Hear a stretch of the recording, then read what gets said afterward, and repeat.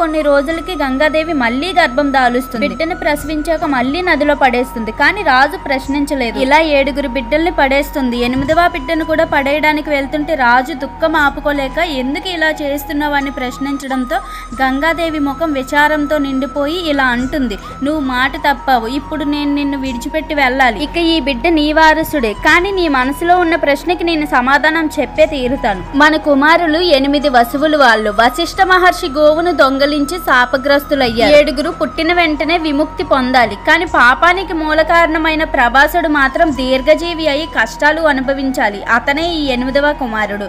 ఇతనికి భార్య సంతానం ఎవరూ ఉండరు. కానీ అపారమైన జ్ఞానం వీరత్వంతో పాటు ధర్మాన్ని స్థాపిస్తాడు. అతడు భవిష్యత్తులో భీష్ముడు అని పిలువబడతాడు. ఈ శిశువుని నాతో తీసుకొని వెళ్లి వశిష్ఠుడి వద్ద వేదాలు, పరశురాముడి వద్ద శస్త్ర విద్యలు నేర్చుకుంటాడు. అవన్నీ పూర్తయ్యాక అప్పగిస్తానని చెప్పి గంగాదేవి ప్రవాహంతో కలిసిపోతుంది.